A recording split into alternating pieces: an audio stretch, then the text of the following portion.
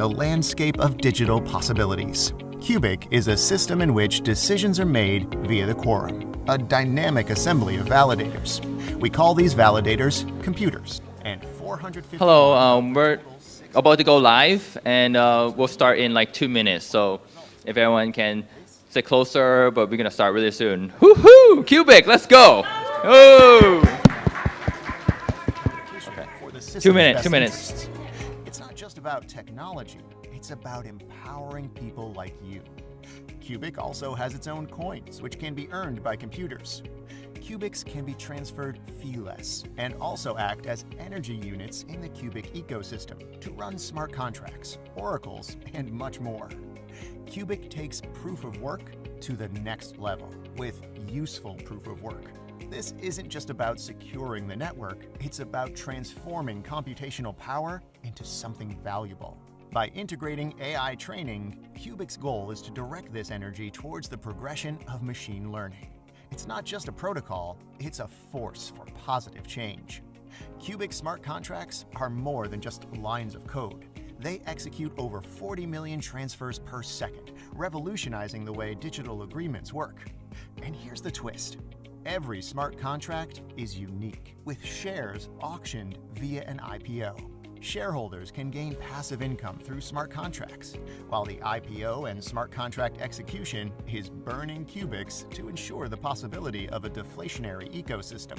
It's not just about contracts, it's about creating new economic opportunities. In Qubic, oracles are more than just lenses. They make smart contracts even smarter by resolving events through trustworthy data, such as stock prices, sports scores, or sensor readings.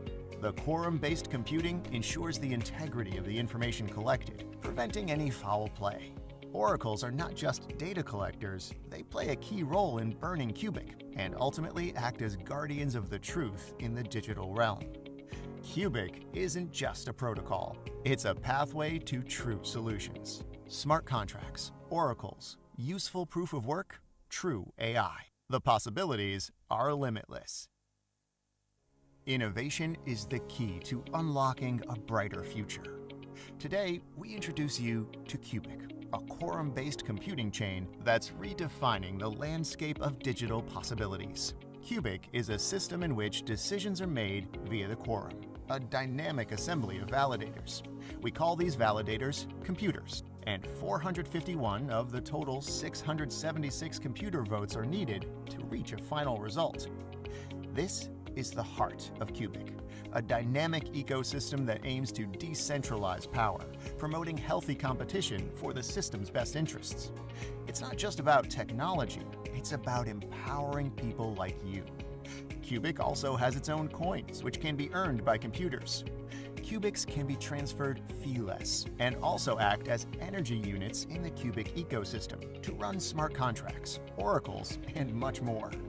Qubic takes proof of work to the next level. Today's Qubic Day. Yes. Round of applause. Oh, okay. Hi. I just want to thank you to all the speakers and wonderful audience here to support Qubic and Decentralized AI. Again, my name is Eric. I'm Asia lead of Qubic. And I'm so excited to be in Hong Kong to explain, and talk about Decentralized AI. It's going to be a wonderful show. I can give a little breakdown first. First of all, I and Alberto will explain a little bit about what is Decentralized AI, Qubic, and then we're going to have an amazing discussion roundtable with the speakers from Microsoft, HSBC, Investment Capital, Newman Capital, and NewChic Capital, and family office. Yes. Oh, yes. It'll be very good. And we have a professor here from HKU. And it's going to be good. Let me introduce Alberto, head of Europe of Qubic. Yes, Alberto. Woohoo!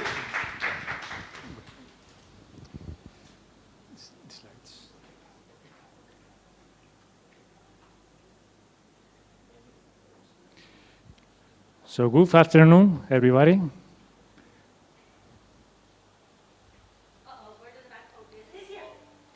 Oh, yeah, that's it.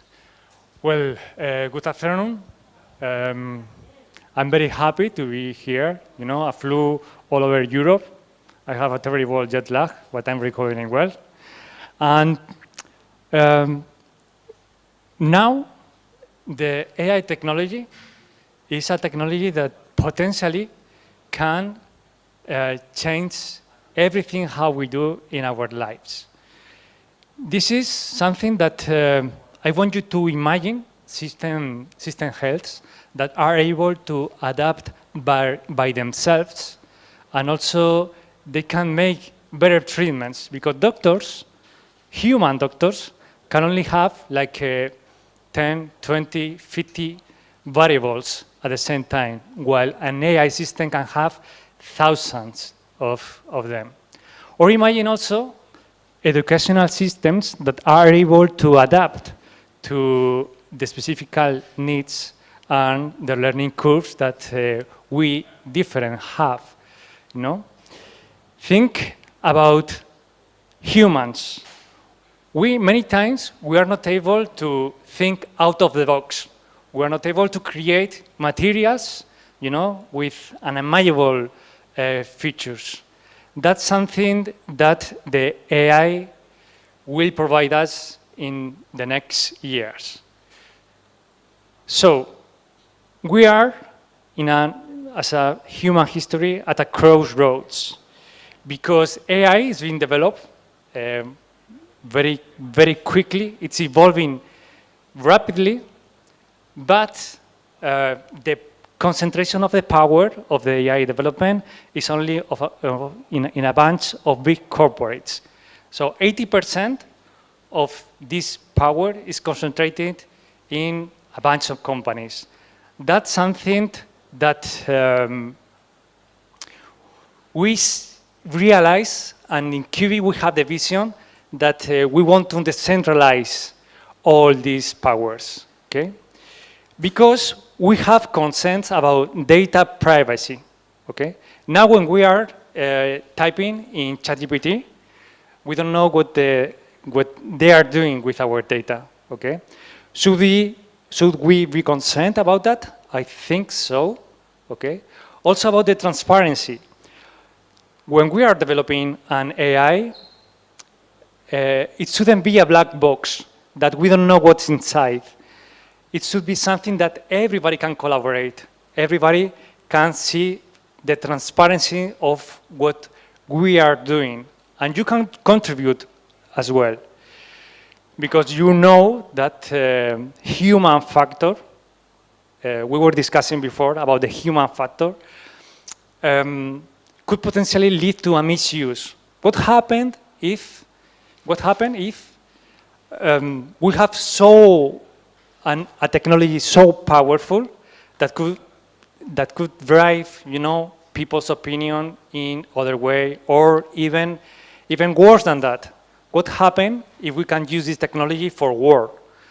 That's why we think and we envision from Qubic a technology, an AI, that it's a collaborative effort for everybody. So the features are decentralized, and it means that the power of the computation is not concentrated on one single company. Everybody can contribute. Even citizens, they can be part of the network. We envision also the AI from Qubic inclusive. And it means that everybody can participate.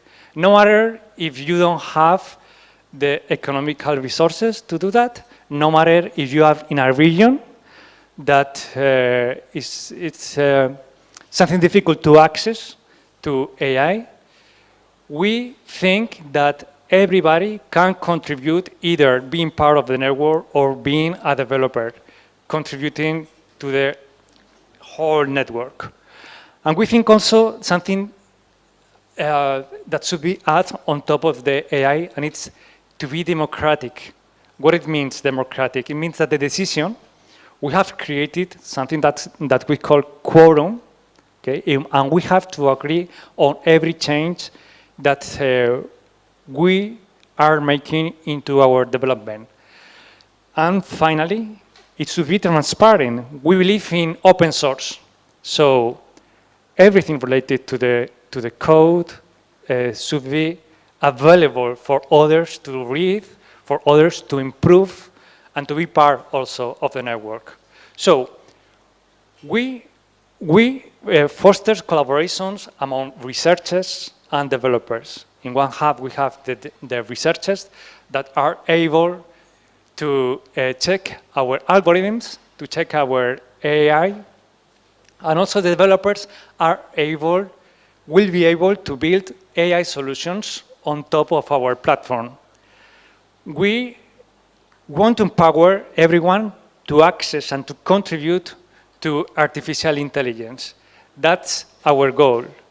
And also, Eric, in the next segment, will talk more about technical details. We'll delve into that, but I want you to give you a glimpse of what we are building. And we have created an incentivized network that everybody can participate and can have a revenue because of participating. It can be either a developer or it can be contributing to the power of the whole network. So, what the decentralization that we have in Qubic, it enhances the security because all the decisions are not made by a single point of decision. We don't have single point of decision. Everybody has to contribute to the whole decisions. It's transparent, as we mentioned earlier, and we provide access to everybody. So think about Qubic as a global supercomputer where every piece of the network, we have more than 500,000 pieces right now that are contributing to the network. They are part of the neurons of the supercomputer that we are building. So, compared to the traditional AI infrastructure, where they need, in order to build an AI process, they need a big data centers, they need a lot of big and a very expensive hardware. We want to prevent that because concentration of this hardware, of these powerful tools, they can lead to misuse the technology. So, before that, I want you to think about, I want to give you an example for you to understand what we are building. Imagine Tesla. When you are driving your car, okay, there are many data that it's feeding into the Tesla's service. You are driving and you have the coaches, brake, the traffic, the GPS signal that is fed into some data. And let's talk about 1 million, all the Tesla's cars that are outside, they are creating a lot of data. So this data makes me think, is Tesla a car company or is it Tesla an AI company?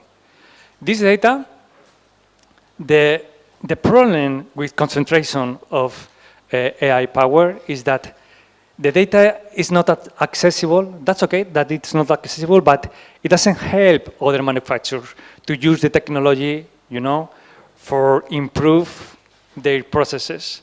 What we are building, you can have the AI that is intelligent enough, and you will be able to feed the data that you want, okay? And once it's fed it, it learns by themselves, so it helps to build better and more efficient products very easily with the power of the collaborative.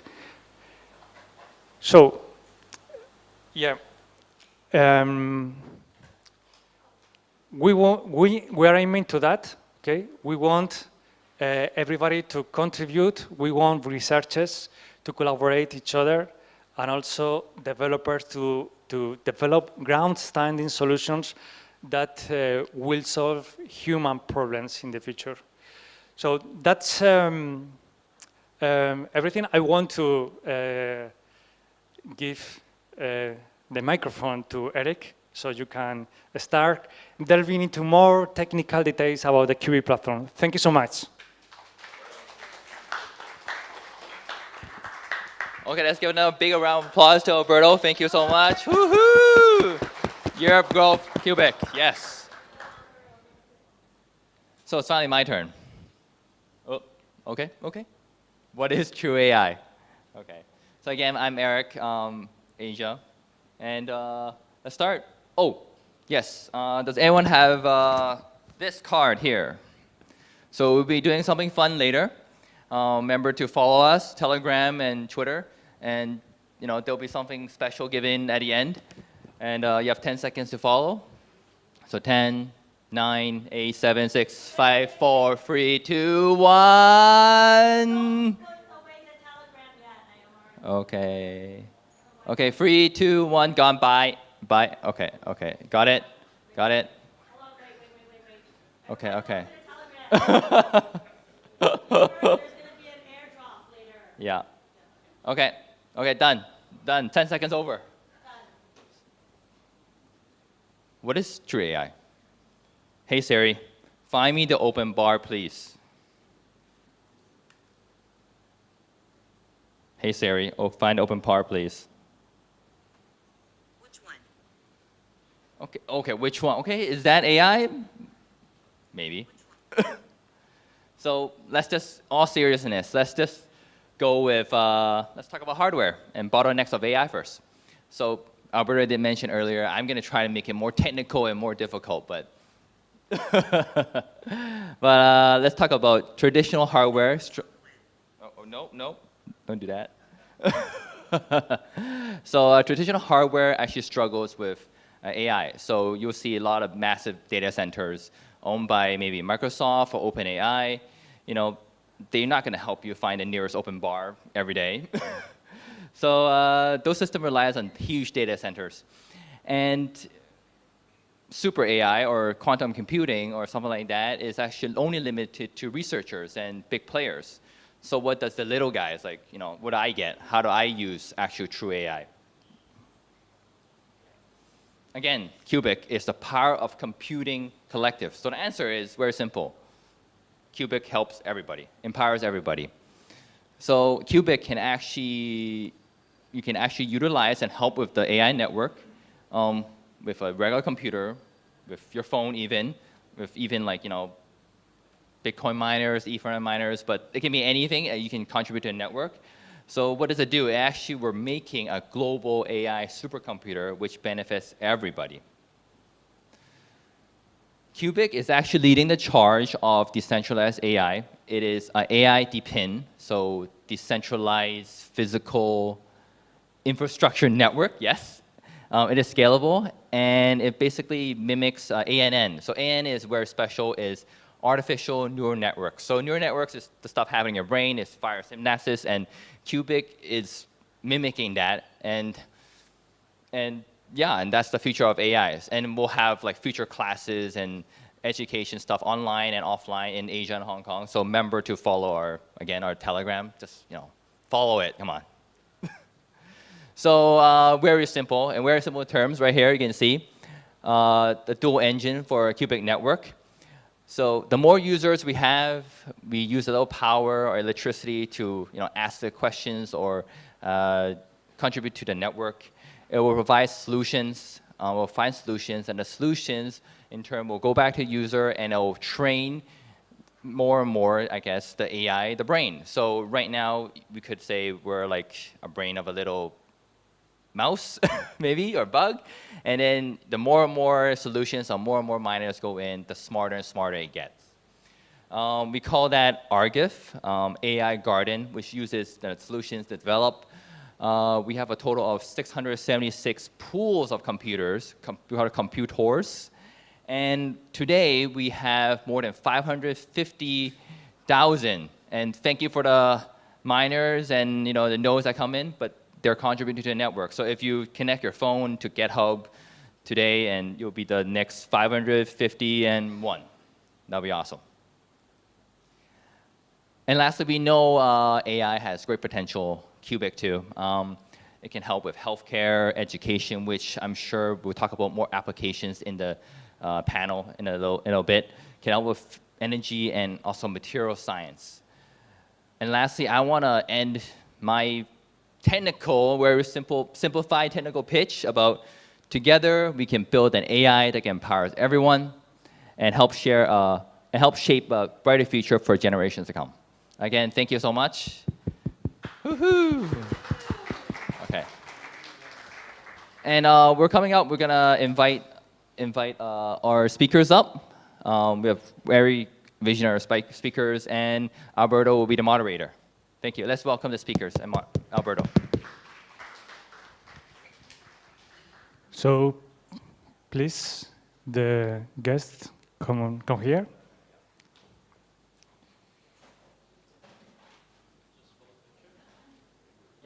Oh yeah. Yeah.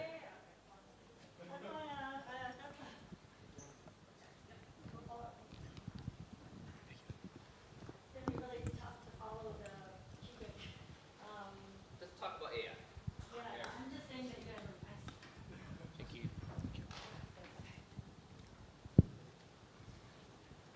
Everyone put on the airplane mode, please. Oh yes, that's very important. Yeah. Yeah, I will do that as well. Yeah. So I'd like to ask you before we start. So please make a very brief introduction about you and your background. Okay. So let's start with Kevin, please. Sure. Hi, everybody. My name is Kevin Pereira. My kind of journey to AI actually started with finance. So I was a private banker many, many years ago. Making rich people richer was making my soul darker and darker, so I had to go do something a bit different. So I ended up going to business school, and then post-business school, I joined the current company that I'm with, which is Blue Artificial Intelligence, where we do AI consulting and also AI education as well. And lastly, in addition to my work on the consulting side, I'm also a professor at HKU, HKUST, and a few other schools in Hong Kong, teaching classes on AI and big data for the MBA and undergrad cohorts. Thank you so much. Please, Jen. Great. Yeah. So just a quick PSA. We might need another mic up here, so we're not playing mic dominoes, musical chairs, if there's one at some point, which is fine. So my name is Jennifer Cheng Lo. I'm so excited. Again, thank you to Qubic and also to Cyberport and 8DAO for sponsoring this illustrious thought leadership discussion. I'm so excited to be here. So I'm Jennifer Cheng Lo. I'm a hybrid entrepreneur, investor, creator hybrid. So I'm actually, when I say creator, I'm an actress, concert pianist, writer, podcaster, author. But I'm also an investor for my single family office, NewChic Capital, which means new girl. And I started it after I had an IPO in the e-commerce space. And a few years after that IPO, there were 2 ICOs, and it became the company known as Crypto.com. So I got into crypto and AI kind of accidentally. I found myself in a really strange quandary. I'm what you call someone who still likes to build and invest and create at the same time. So I actually started with my exit money over a decade ago. I started investing in emerging technologies such as AI, predecessors to AI, and some of the coolest, I think, decentralized technologies out there. So I'm here to learn. I'm here to talk to you guys about what AI means, what the future of AI means, and I want to learn from the amazing folks here from HSBC, Microsoft, Qubic, and I'm so happy to be here with you guys all. Thank you so much. Please, Altaf. Hi, my name is Altaf Rehmani. Good afternoon, good evening to everyone. I work in HSBC. I look after digital and automation within commercial banking in HSBC. Before I joined the bank, I used to teach data science and software engineering in Hong Kong. And before that, I was an entrepreneur. I did startups for 10 years. And before that, I'd also done financial services. So yeah, financial services, startups, entrepreneurship. Really excited to be here, and thank you for inviting me. I think we are at the crossroads of something really magical. Generative AI and AI in general is going to impact what we do and how we do it. It's going to impact the future of jobs and how we work in the future. So really excited to be a part of this discussion. Thank you. Thank you so much. Very interesting, you know. Could you please, Shing, make a very brief introduction about you? Thank you. Thanks for having me. This is Shing from Microsoft. I look after the data and AI solutions from basically all the offers from Microsoft Cloud. And so, of course, these few months and in the past 12 months, basically, it's all about ChatGPT, OpenAI. And I speak in a lot of events, more than hundreds, just about AI in the past few months. So before joining the Microsoft, oh, I see some old fans there. Before joining the Microsoft, I spent most of my time, around 18, 20 years in financial industry. And happy to learn the latest development and challenges and opportunities from you guys. Thank you. Okay. Great. Well, it's very exciting to have such panelists here. So I'm very happy to be here. And I wanted to start talking about the future of AI ownership. Okay. So as the AI capabilities advance, should ownership remain centralized with large corporations or be distributed across a neutral network? So I want to start with Altaf. Please give me your opinion about that. Yeah, I think my opinion is there's pros and cons of both. So if you centralize anything too much, then suddenly a single organization has a lot of power, and that power can be misused, right? At the same time, if you decentralize everything, then we don't necessarily know what's going where, right? What is causing something to happen? It becomes very complicated to explain what's happening and where it's happening. Yeah. So I think it has to be a combination, because if you decentralize, yes, then you democratize AI further, you make it equitable to other people, lots of people can access AI. So I think it has to be a balance between centralized and decentralized. Has to be a combination, in my view. What about you, Shing? What do you think about that, being in a big corporation such as Microsoft? What's your point of view about this? Thank you for the great question. When I don't have the answer, I start by saying thank you for the great question. That buys me a few more seconds, right? But to be honest, I think it really depends, because it's not about which one is better. It's about which one can help you solve your problem better, right? To me, it's not about technology. It's about problem solving. So whatever the centralized approach may be the better option, then that is the best option for you at that moment. But in some cases, if you have too many middlemen in between, as you just mentioned, right, it just drags along the timeline, and then you just want to send $10 to Germany, then it takes 10 days. That doesn't make sense, right? Yeah. And that's why we have all this open banking and all this virtual banking in the last few years. So I think it's about your problem statement, and find the right tooling, choose the right path. To me, I think the trend is not just about decentralized or centralized. We may have the federated mode of operating, which is like the best of both worlds. Yeah. But I will let others to elaborate more. Thank you. Yeah. Yeah, please. For, oh, thank you. I'll just grab too many options. So. Yeah, many options. Sorry. I think, yeah. If we could get another mic for the slight mic deficit later, it'd be really good, so we don't play musical mic. Let me get back to the crux of your question. Yeah. So it's about decentralization. I'm going to have, because I love the tangents we've been on. So Alberto, do you mind repeating the question for our audience? Because we're attacking a lot of tangents at once, and I want to make sure I don't re-elaborate on what my illustrious... So the question is, should ownership of the AI remain centralized with large corporations? Or be distributed across a neutral network? Yeah, so this is actually very interesting, because I know you guys already covered it in your amazing presentation on Qubic and how we can truly have true AI and true decentralization. So in my mind, I don't think decentralization necessarily equals chaos. Sometimes people are like, oh, DAO means everybody has a vote here and there, and then there's a complete chaos, when that's not true. So I think real decentralization is when ownership and voting rights and privileges and what people can act on to contribute to the ecosystem, as well as in what people can do to invest into the ecosystem, that is true decentralization. Because the spirit of decentralization is making sure that not everything is centralized in a few hands, right? You don't want something that would be called a monopoly or an oligopoly, right? So you don't want to be in, I know Microsoft, you're a very big company. I know that HSBC, you're a very big company, and I know you're working on things at Blue AI. But one of the things that's really important that we think about in terms of entrepreneurship and ecosystem is that we have to think about the SMEs. We have to think about the current big companies. We have to think about the unicorns that are also working hand in hand. And something you also noted in your, and actually Eric noted as well, is that collaboration is truly the new competition. It is all about how we can continue to collaborate. So I think your answer should be that we should all continue to collaborate with and learn from each other. Yeah, thank you so much, Yen. So I would like to continue with the next topic. It's about the AI revolution. And I'm looking at you, Kevin. So with the potential for powerful artificial general intelligence in the future, robust governance models are very critical.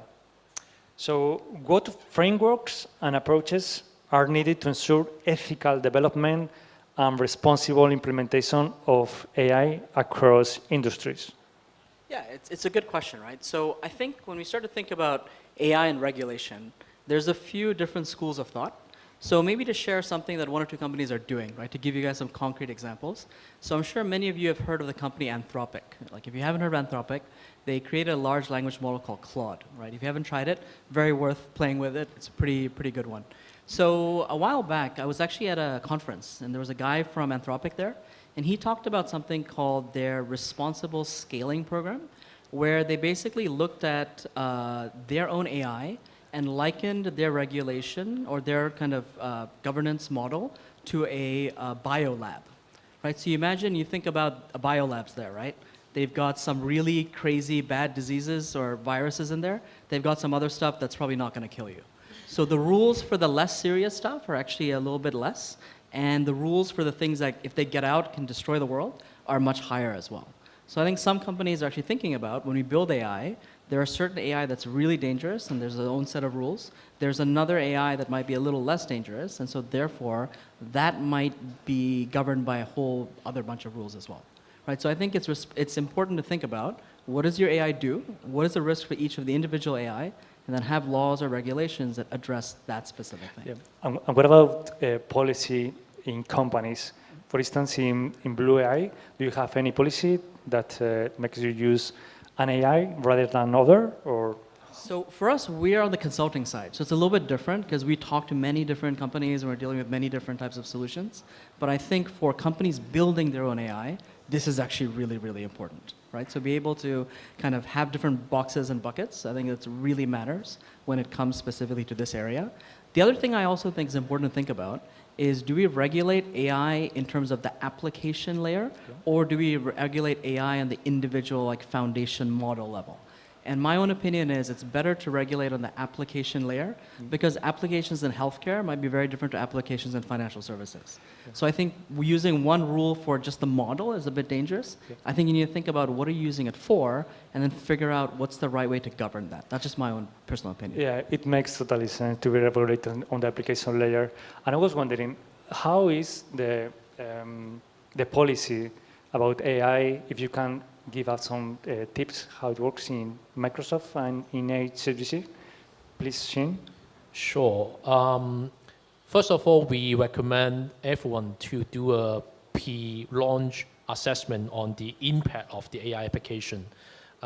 Surprisingly, not many enterprises, they have done this before they roll out the AI application. They should go through a series of checklists to evaluate whether, okay, this is going to impact to how many people, to what extent, does it involve any personal data?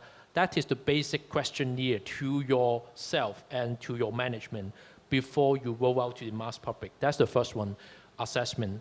The second thing is the responsible AI principles. The typical pillars like fairness, accountability, and transparency, and there are three others. But they are not just the on paper concept. You have to make sure, for example, the transparency and fairness is very important. I think around 10 years ago, there quite interesting story in US or United and Europe. 10 years ago, there's a groundbreaking AI application that you just take your photo and then 5 seconds later you can get your loan approval. Okay, yeah. It's not exciting anymore, right, nowadays. But True. 10 years ago, it's quite amazing technology. But they get into trouble very soon. Yeah. Why? Because they get the lawsuit from the colored people. They complained the failure rate of the loan application for the colored skin people is 90%, while the white people, they have maybe 95% approval rate. Yeah. And it's not because they want to do this AI application to discriminate anyone, but it's just because in the training data of the AI model, they just use the white people, mid-30s, as the training data to recognize the face. It's not bad intention, it's just careless mistake.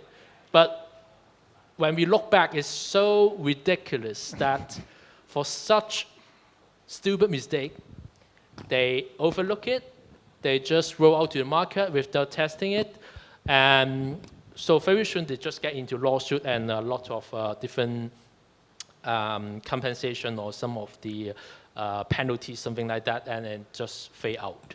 So it is real. The responsible AI principle can safeguard your application and protect your reputation of your company. So make sure you embed this responsible AI principle from the start all the way to the production rollout. So that's my 2 cents about. And yeah, please. I just wanted to popcorn in there about something you said, because sometimes when you feed the AI certain things, if the data set is a certain way, then you can't expect that the AI is going to suddenly be unbiased, right? So one of the examples I want to give is actually one of my friends at Google, sorry, another big corporation.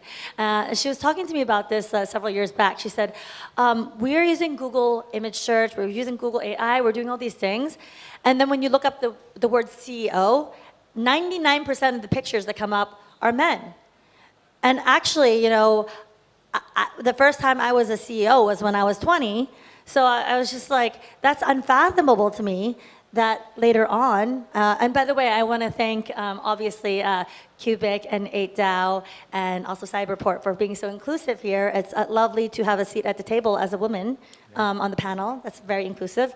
But it's sometimes like, you know, I don't want my like great granddaughters or great, if I hypothetical ones later, to say like, oh, the definition of a CEO is a man. So right now, one of the things that I've done, even to take on my new position, because I was CEO of my family office for a while, I decided I didn't want to call myself a chairman.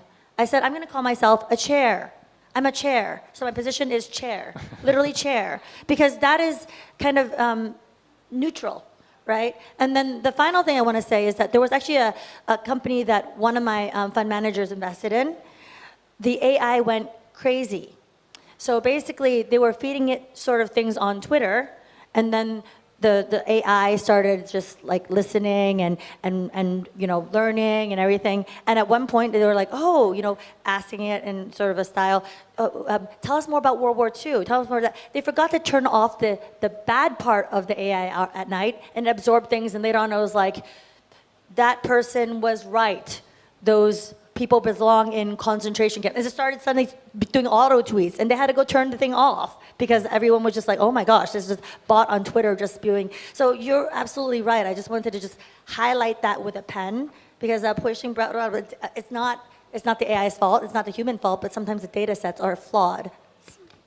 Oh, thank you. Yes. Yeah. I want to ask Altaf, what would happen? What is the process that you would have to fight if you have an automation already done, developed, that you want to put into HSBC? Imagine that Qubic has a very powerful artificial general intelligence. You test it and it worked right. How would be the policy and the process to get that into production? Would it be easy right now, or it will be a little bit complicated? No, it is a bit complicated. So obviously not, I won't go into the specifics, but HSBC being a bank, it's highly regulated, obviously, so we have to be extremely, extremely careful in the sense to deal with customer data, to deal with privacy of the data. We are extremely careful, so we are like 300% careful. We don't want to move fast. We want to move very slow, very cautious, make sure that we protect our reputation, make sure we protect the customer data. We don't put things into production without like having compliance, audit, legal, different stakeholders, vet into the whole process, test it thoroughly. Remember, there is traditional AI and there is the new generative AI, right? Both are different. So traditional AI, we were in control of the smaller models that we used to train. And they used to do simple things like predicting classification. It was easy to measure their accuracy. Sometimes you use algorithms which were explainable. But now with Gen AI, things have changed. It's massive neural networks, not easy to explain why they are spitting out something that they're spitting out. More importantly, it's very hard to evaluate some of these models, right? Yeah. Especially if you're going to generate text. Let's say you're trying to generate a commentary for a customer business and analyzing his business and saying whether we should lend him money or not. Now that's a use case that depends on whether you give him money or not, cannot be relied on AI solely. So we always believe in human and AI collaboration, always believe in governing things very, very tightly. And in Gen AI, we don't have any use case in production yet. So we're going to do everything internal. First, we're going to understand the limitations and risk of this technology before we do anything with it externally. So very, very careful, very, very cautious approach. But traditional AI, fraud detection, classification, prediction, those things are very well controlled and regulated and governed within the bank.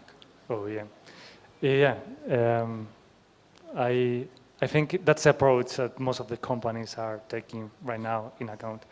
I want to change the subject, and I want to ask you, Jennifer, one question about the investment landscape. So with substantial resources being poured into artificial general intelligence research, what factors should investors consider when evaluating potential leaders in this space? What's your point of view about this matter? Well, first of all, I'm going to use Shing's tactic, and Altaf is kind of using that tactic, and Kevin is not using that tactic. No, I'm just kidding. I love this panel, by the way. You guys are amazing. It's so easy to naturally talk to you. So one of the things that I look for as an investor in any project is an alignment of values and vision. So first of all, I want to ask myself, are we building good AI or bad AI, right? And that's I know it's not a binary question, but it's the same as like I would say when I look at a company, or when a company looks at me, or when they look at me as a potential advisor, or when they look at me as potential anything. Life is too short to have jerks and B words and A words on your cap table. I think life is very short. We want to all collaborate with the right people. So one of the things I look for is that. But the other thing I look for is a lot of people like to build what we need yesterday or right now. Or I suggest when you look for things, look for the pain points. Look for the pain points and make sure you're building for the future. Is this still going to be a pain point in the future? Is this still going to be a pain point for your great-grandchildren? Is this still going to be a pain point? Are you actually solving anything? Because I can see Qubic is solving things, but I see all the time there are a lot of founders, and sometimes the funds are asking me like, oh, let's AI is such a buzzword. Let's just invest in everything. Let's do a spray and pray. And I'm like, no. Let's step back. So there was one AI investment that I did because everyone was arguing about autonomous cars. And it was actually a South American company. So I advised them. I helped them raise a few million. And it was one of my investment committee did as well. And one of the reasons why we invested in them is because during COVID, they delivered with these little robots the last mile delivery. It's a company called Kiwi Campus, Kiwibots. And they have the market leader position in North America. Back then, they didn't yet. But one of the reasons why we did that is because if these little robots bump into someone, they're not going to cause death. Whereas an autonomous vehicle, if it bumps into someone, it will cause death, right? So when we're looking at AI, and if the technology has not quite evolved yet, you want to look at it what's actionable now, but also look for those moonshots. Because my mantra is always aim for the stars, land safely on the moon. And the other thing I would really add as like an investor, builder, entrepreneur hybrid is that you need to think about not just your stakeholders, not just your customers are actually your stakeholders because they're investing their time and their money in using you, your partners. So as an investor, there's a lot of, and an entrepreneur and builder, there's a lot I look for because it's not just one thing that you're gonna look for. I actually want to shout out because I see one of my portfolio companies out there, Hachang in the house, but thank you for supporting. But they also scaled rapidly. One of the things they were able to do to scale rapidly is because, like you did, block by block, chain by chain, person by person. Oh, so wow. I just wanted to say hi there, Joey. Hi, Joe. Hi. You got to come and meet Qubic later. So yeah. Oh, so sorry, did you want to? no. It's like you said that Yes. for being a good investor, you have Yes. to be visionary, right? You have to be a visionary. And you have to see where the technology is heading Yes. and what are the future needs that they are going to have, right? Yes. Yeah, that's. Then that's why you're a founder that like every investor is probably like enthralled with, because not just you're doing, very impactful, future-looking things, but you're actually a very likable person. Oh. And then likable is also what we look at too, because like I said before, I don't like to invest in people that I don't like. Mhm. Yeah, thank you. I want to ask Kevin right now, how we can mitigate bias in AI. Algorithm bias in AI systems can perpetuate social inequalities. How can companies address, as the one that you mentioned, Shing, how can companies address these issues and ensure that AI development reflects fairness? No, it's a great question, right? So, recently I've seen a lot of work in the AI space on what they call value alignment. It's actually really interesting. And so what a few academics have done is they've actually looked at when an AI makes a decision, what is the decision output in terms of things like fairness, stability, security, some psychometric measures. And then what they see is, okay, when the AI makes a decision, where does it fall in this value alignment sort of space? And when a human makes it, where do they fall? And then they try to look at the difference and try to like reduce the difference, right? So in some ways, they're trying to mimic the decision process of a human being from a value perspective. So I think that's a very interesting way to look at that and think about how do we address some issues that are coming up with the output. Now, in terms of like the regular sort of bias measures that companies are doing, one of the ways to think about it is think about your training data and make sure that the training data reflects the real world in which the AI is being used. Because the closer that gap is, the more likely your AI is actually going to give you output that you expect, right? So I think that's another piece there. And the final piece that I also think is important is have a human being in the loop as well, right? One of the dangers is let the AI run by itself and like unchecked. I think that's a bit dangerous as well. So having the human in the loop, I think also tends to reduce the bias too. And something that I would definitely say for the people in the room here is if you guys are not using AI, get on the train, right? And something that I always get asked about, which is a bit of a tangent, but something that I always get asked about is, hey, if I am not using AI, will I lose my job tomorrow, right? And I think you don't necessarily get replaced by AI, but you might be replaced by someone who knows how to use AI. So I think in the future, those people that can use AI in companies will also help reduce some of this bias that we might see in the future. Okay. Yeah. Thank you so much. It's a very good answer. Yeah. I want to ask Shing right now your point of view about collaboration versus competition. So should the race for artificial general intelligence that most of the companies are trying to achieve right now, and it is predicted that it will be possible in 1 year, 2 years, it might be us, it might be another company, the one that race, should be a collaborative effort or a competitive one? Collaboration is the way to go, I have to say. There's no other way. to Jennifer's point, I think Microsoft aligns with your company's mission as well. We empower everyone to solve the problem, right? So as you can see in the past, maybe Microsoft is not considered as very open source friendly, but in the past 5, 10 years, you see we embrace a lot. But you can use Linux now in Windows. So you can always install the virtual machine on your Windows. I wouldn't have believed Okay, that. I'm going to interject here. Microsoft, Linux, Dell, Cisco, everybody, Amazon, Google, MSN, they were actually all my partners before because I was the head of business development for Rackspace. Oh, wow. Yes, so I'm going to pass it back, but like, so that we don't have a lot of mic drops, but there's like a lot of mic drops happening right now in this little popcorny. Yeah.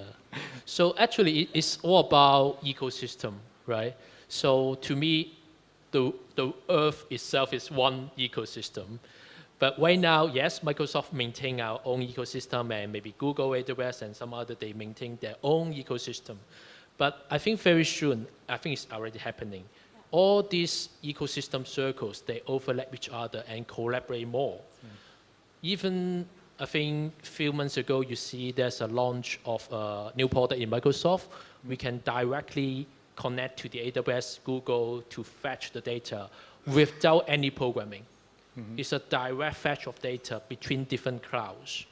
So I think for a lot of different reasons, we need to work for our shareholder, right? To maintain our share price. Luckily, Microsoft is the largest market value company in the world right now. Okay, this is not investment advisory, but I think we really can only move forward by collaboration. There's no room for argument and all of this. But I think my only concern is in this lab-making speed of AI, the regulation, the lawmaker, the different jurisdiction, how they deal with these dynamic changes of AI landscape. That is the challenge, and I don't have the answer. Yeah, that's a very big challenge because we have silos of regulation that they are not talking each other. So it's very difficult. I want to ask the last question to Altaf. I want to ask you, how can we foster international collaboration while ensuring healthy competition to drive the innovation? Oh, good one. Yeah, so I think I'm a big fan of collaboration myself. I also feel a little bit of competition is good, is healthy, because then you got innovations coming into the picture. Plus, not every small entrepreneur who has an idea has the resources to actually execute on that idea, right? So think about these large language models, just taking millions and millions of dollars for large companies to train. And then once we knew their power, then we could do something similar with the open source community and everything like that, right? So I think, yes, we should look at collaborating internationally so that, what we produced, so we could democratize some of these capabilities of AI. At the same time, I feel a bit of competition is healthy. Yeah. Would you imagine what would have happened if we didn't have open source exploding in the 90s right now? It would have been a disaster from my point of view, because the open source, it creates like a movement of people collaborating each other. We have open source everywhere, in our phone, everywhere. So I think that's the way to go with collaboration with AI. So I would like to ask to the public whether the attendees, does anyone want to ask anything to our panelists? No one? Guys, come on. Come on. Someone in the audience. Yeah. Who is not another panelist. Just kidding. Yeah, so you're just talking about open source or not. And so my question is, OpenAI, for example, is closed source while Meta is opening, or it's already open source, the Llama models. What's going to win in the future? Are we going to have the big AI is going to be open source or closed source? Like the inference model, at least. Very quickly, my point of view is that I expect it to be open source, so everybody can see what's happening inside the AI, what's the model, and how it thinks. So very quickly. Yeah, I think it'll be a combination depending on the problem you're trying to solve. So there is open source, closed source. There's also small models coming up, right? So Microsoft recently released Phi 2, which is a very small model, can do good reasoning. And depending on the problem you're trying to solve, maybe in the future we'll have a network of models giving you what you want. So I think it'll be a combination of things. Okay. Jen? Sure. I will pop in here for a quick one. So I think, okay, so one of the things I used to say when I was at Rackspace is that I really believe in transparency. That's one of my values, transparency, open source, open AI, everything open. Everything open. And then I know that's what you guys are building at Qubic. But one thing that's really, really important is that like not everything is open.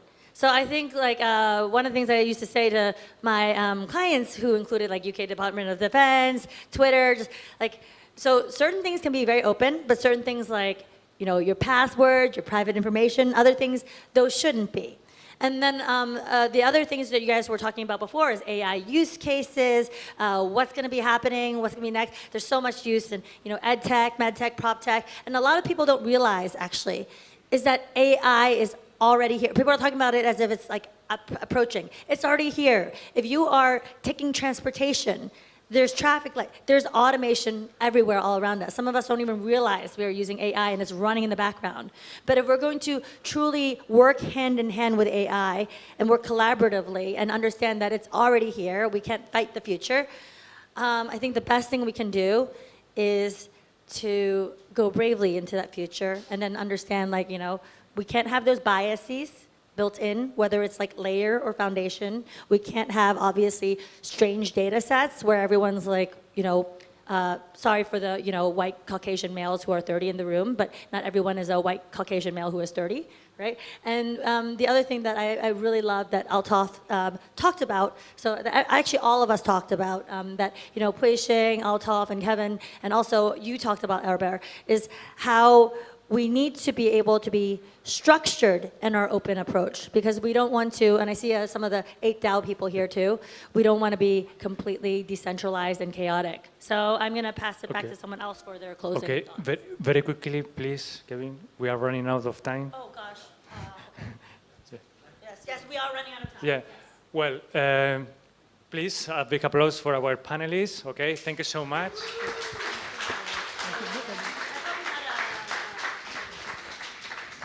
And a quick one. Photographer, if you're in the house, can you just take a quick picture of us all sitting and standing? Sitting and standing. Yeah. Can you take a picture of us all sitting? Yeah, yeah. Oh, no, So. two ones is right here. Sitting and then standing, and then the next time. Oh, I told you. Yeah. A sitting picture.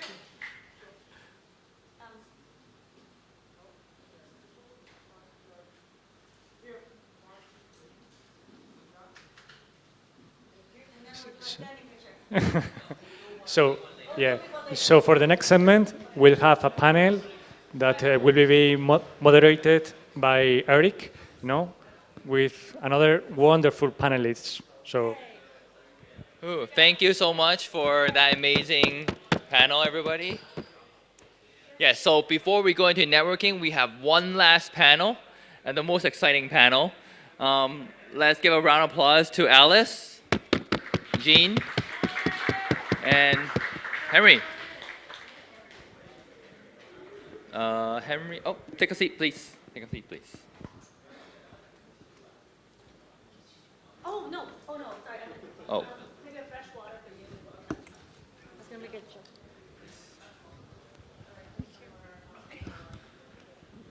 Thank you so much. Yep.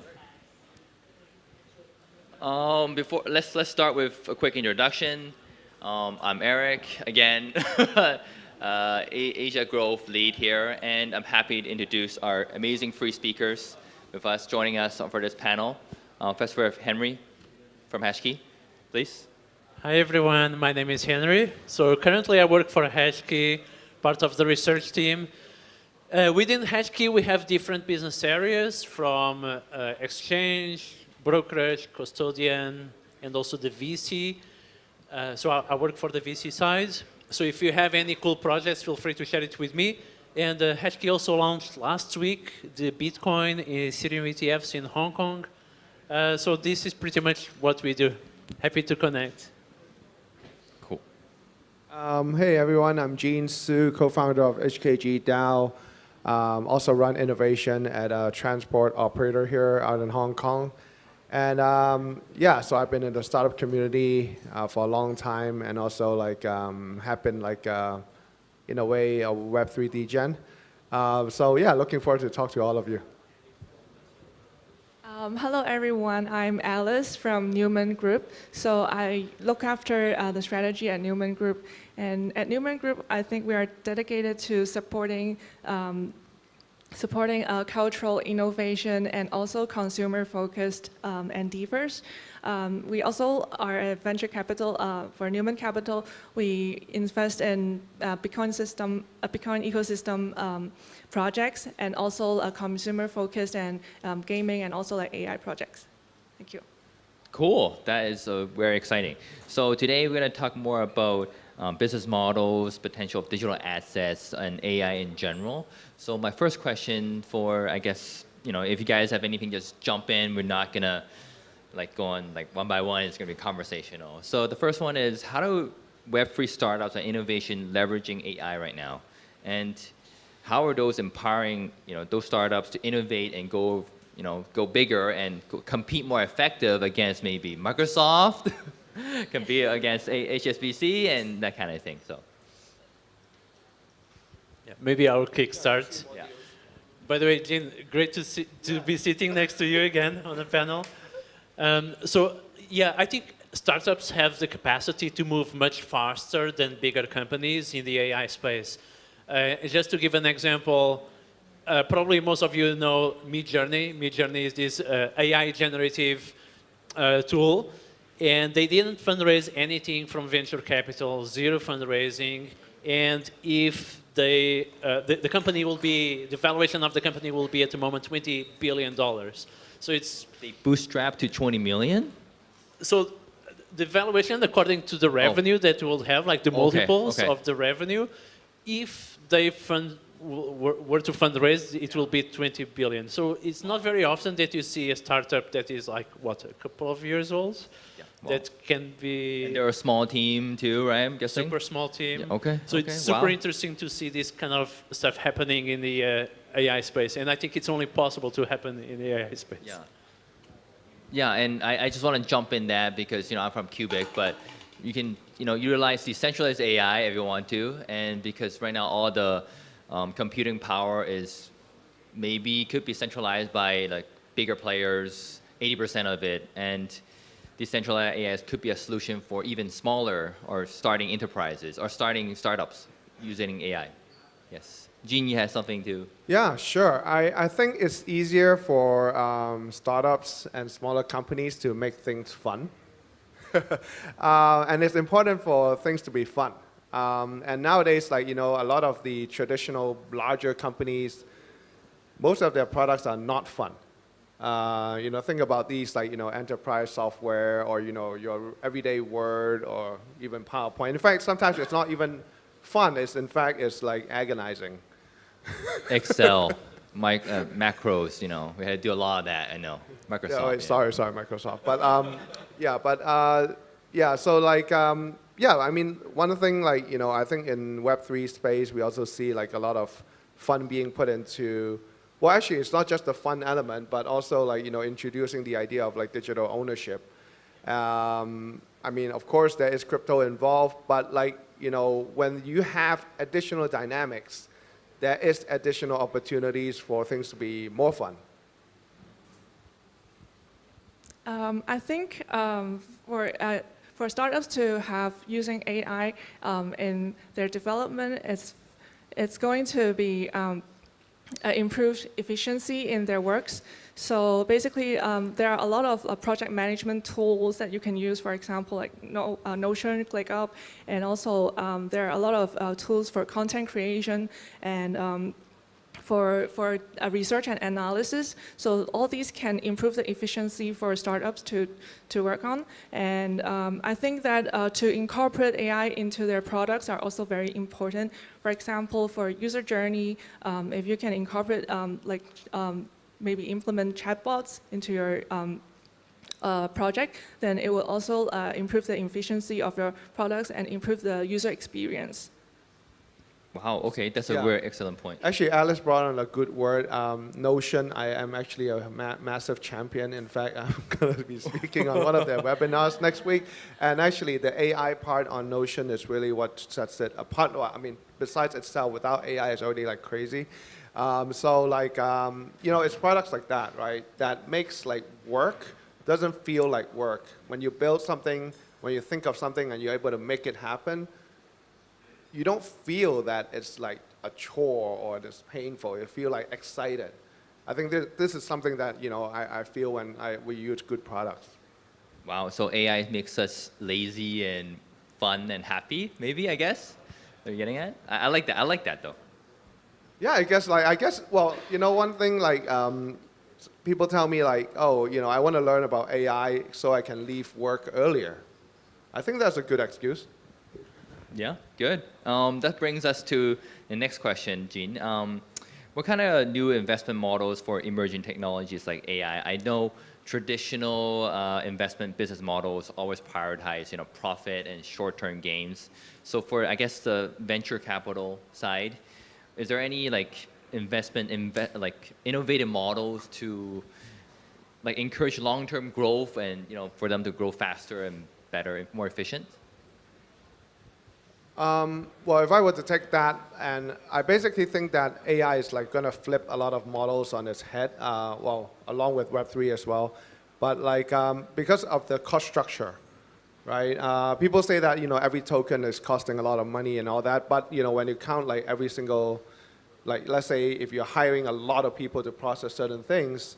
The other day, I just saw a gaming company that can actually create virtual worlds with, I think, 1/20th of the amount of manpower behind that. So you can imagine, you can create more new experiences for people to play games, or you could actually create these new applications and things that people can have fun, and you can actually do it quicker. So it can actually change a lot of dynamics in terms of how people do business, even in advertising and things like that. Yeah, I think two of the biggest breakthroughs in Web3 are decentralized ownerships and also smart contracts. So I think tokenization and also decentralized fundraising models are some new ways to do fundraising for startups. For example, with the use of smart contracts, you can also enable users to access to tools or do votings, having DAOs and such that. Yeah, I think the biggest innovation in terms of business model is the incentive alignments between all the parties. So far, when you have big corporations that basically own the data, and they have an attract and extract model, right? They first attract tons of users, and then they extract the value from those users by selling the data or for advertisement and so on. But now with new, let's say, blockchain-based, for example, AI applications, or even with Qubic, right? The incentives are aligned across all the stakeholders. So you have the miners, you have the network, you have the AI models, you have the people that provide the data, and everyone can be rewarded, and everyone is on the same boat for that, right? So I think that's a much better model, and there is an incentive for everyone to grow in this model rather than just joining a network and be kind of exploited, which was, so far it has been working, but now that we have better ways to work. Yeah, that's a very excellent point. Thank you, Henry. Yes, that brings us to, you actually answered my next question, actually. Sorry. So how can we make AI and blockchain development more accessible to startups and smaller companies? You answered my question, I know. Alice, want to jump into that maybe?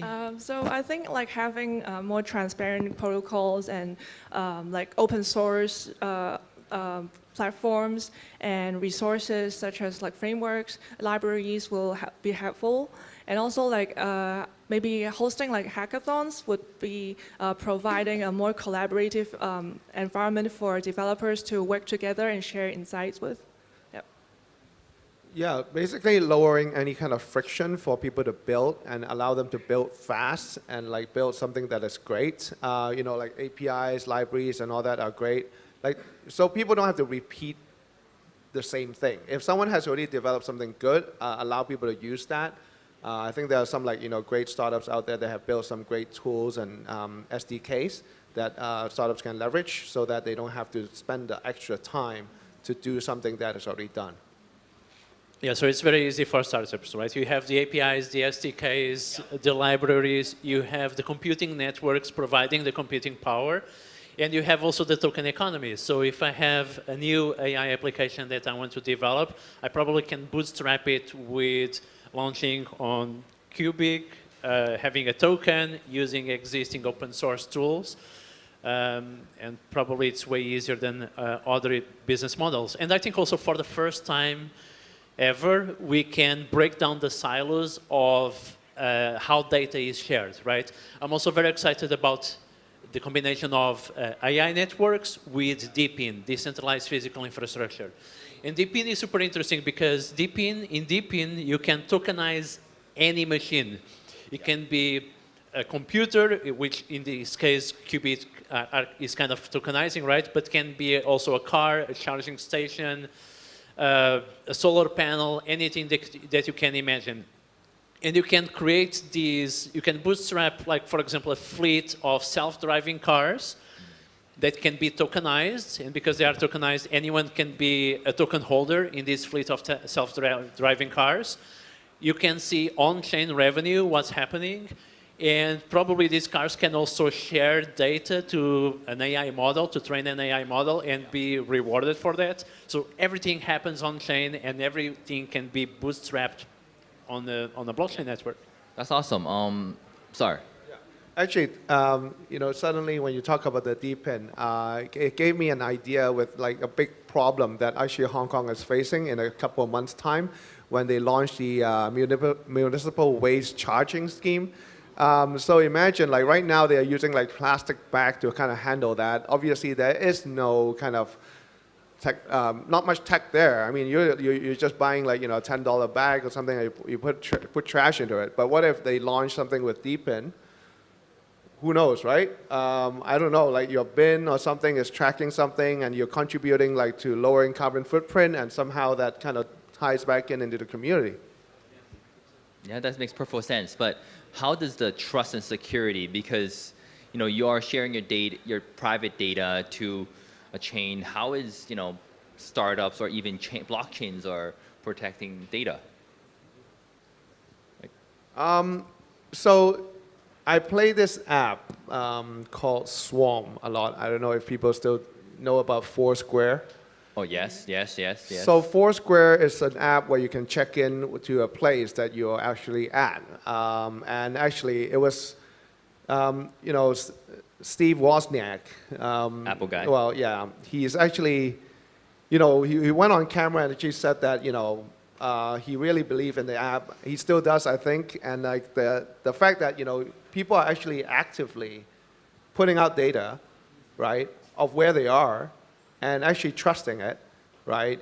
It's all about like the reputation of like, you know, that company and like how they build up, you know, the blockchain or the device or something. And of course, you know, given that it's on the blockchain, I think a lot of, and you can make the code open source where like, you know, people can check what you're doing with the data, right? I think like, you know, by building trust that way, like, you know, we could actually change the way, the perception of how people feel about like the data they're sharing and then putting up. Yeah, and I think we have also some technologies like ZK, zero knowledge proofs, and other encryption methods like homomorphic encryption that allows to work on data without actually disclosing parts of the data or without disclosing the identity of the person. And this way you can protect the identity of the person and then also at the same time reward the person for the data that is eventually sharing. Yeah, that's, I guess it makes sense because there's always, sometimes there's bad players out there, but there's, we're doing something for good, and if everything is transparent and secured and there's measures to protect the individual data, of course, you can't really protect group data because we're using to train models, AI models and everything. And, with the rise of AI and blockchain, there's now a lot of innovative approach to be explored with like limitation of hardware. I think in my pitch earlier, I was saying a lot of people don't have access to AI directly because they don't have actual hardware. So is there any advancements you think that can help with, everyday startups? And like, I know you say we can attach to the API and the SDK, but I think right now I feel that AI DePIN, like, DePIN will actually take off more because it's decentralized and everyone has a part of the network, basically their own part of it and digital assets in that sense. I mean, in terms of like, participation, right? There are DePIN projects that you have to buy like an IoT device that costs, let's say, a few hundred US. And that also bars a lot of people. Of course, there'll be the early adopters that buys into them. But I feel that there'll be like, different tiers of products. So let's say if I can't buy like this big device, maybe I'm buying an AirTag, right? Like, so there are different types of things that can actually still allow, of course, AirTag is not connected to the internet constantly. It's like relying on a mesh network, right? So, so I could see that there are different tiering of like, products, just like how you have different tiering of NFTs. That's true. So I guess like IoT devices, I think they respond like every couple minutes or a couple hours or something. So we just share minimum data, but it is still part of a network. So you contribute like AirTag, I guess what you're saying, same thing as mesh network. Cool. I think you were trying also to ask regarding because of the hardware costs of like for AI training. And it seems that NVIDIA graphic cards are these days very expensive, right? NVIDIA is also the highest stock, I think, maybe equity besides Microsoft, but yeah. But again, if you are developing an AI model, you can either buy your own infrastructure or use a cloud provider or probably use networks like the Render Network, IO.net, probably also Qubic. Actually, there are more open sources now, more and more a day. So even like big enterprises, I think Shing was talking, Microsoft is turning into more open source or opening up their networks. This is actually great to see. And I know, I'm part of Qubic. I'm going to say we're leading the charge, obviously. But yeah, this is wonderful to see. I'm going to open the panel to some questions. Oh, okay. Sorry, it's only fair because Henrique answered. Okay, so quick disclaimer. I actually know this whole panel IRL. I met my first panel, Decentralized. So I was going to ask you guys, when it comes to, I guess we're hearing a lot about what, sort of the current flaws, the current things in the system, what people are doing to like get through some of the bottlenecks and everything. I want to ask actually if you guys can each give a little soundbite, maybe, because I don't know how we are on time right now. Are we really pressed on time? Yeah. We have like one more, after you have one more question. Okay, great. Because I want to actually popcorn style from each of you guys, if you can summarize in 20 seconds what's next in your mind. Because we're already hearing about what's next. We're already hearing about what's next, but what's next down the horizon? I'm not asking you to look into your crystal balls, but I'm just asking you to, okay. So 3, 2, 1, I'm going to give it to Henrique first. Yeah, great question. Okay, for me, what's next is DePIN, decentralized physical infrastructure. And I think there are some exciting projects out there. Take a look at Peak, P-E-A-Q. It's a DePIN network. They went live today on CoinList, and they will be launching the mainnet very soon. And you can tokenize any machine, and these machines can make payments between each other, and can train AIs, and can exchange data, everything on the same network. Super exciting stuff, because this really brings real world's assets to the blockchain and real use cases. So, yeah. Cool. That's cool. I'll go next. Can I go next, please, please? Go next. Okay. Yeah. Okay. So I'm gonna, of course, say Qubic. So our engine, our dual growth is based on artificial neural networks. So we're on something that is even after the AI. So the future of AI. So we're actually mimicking what the brain synapses is doing. So I think it's the next thing. Yeah. So even our founder is called Come From Beyond. So he's thinking way beyond the scope of what's every day is happening here. Real moonshots. Real, yeah. We're going to the moon here. Yeah. Cool. And then I want to, I know you. Ladies first. So I think the next would be probably protocols that utilize zero-knowledge proofs. Because I think that's the main thing that can securely ensure the computational integrity in both AI and blockchain. The next is basically when there's everyday things you do, you don't even know like whether there's AI or there's Web3 or whether there's a human behind it or not. You just basically, have such a good time, and like the technology disappears. Ooh, I like that. Yeah, thank you. Yes. So we have one more time for one more question. I see one in the crowd. So. Yay. A real question, not a plant. We're not plants. Thanks you all for taking the time to speak today. So yeah, it seems like there's a lot of tailwinds to set up, the possibility to do decentralized AI. Just curious in your minds, what are the biggest problems as a builder that people should be focused on solving to make decentralized AI come true?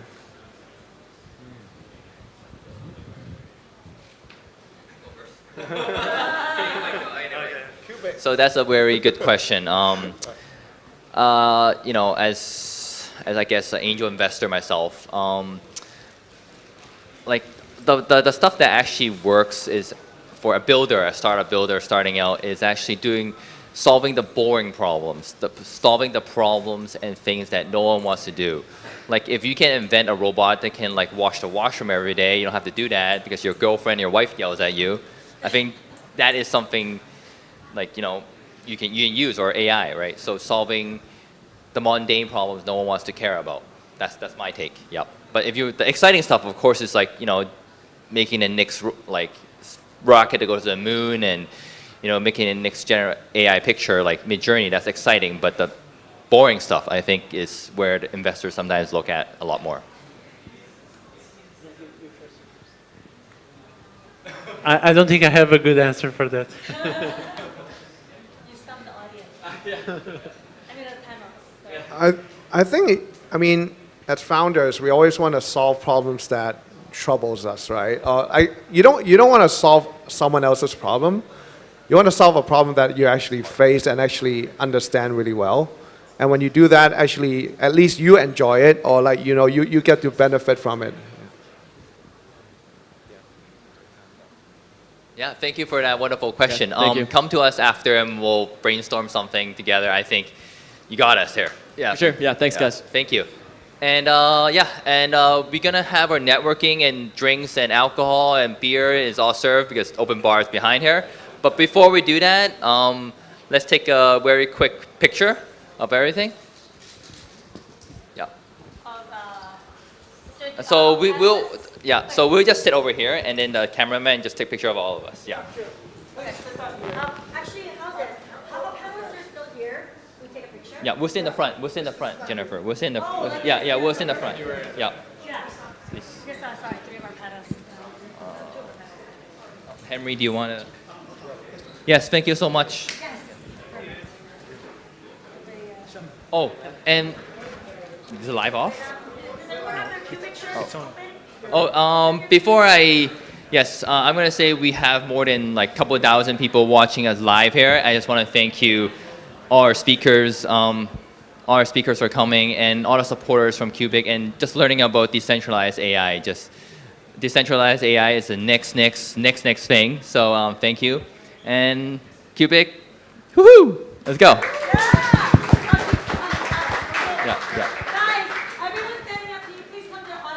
Yeah.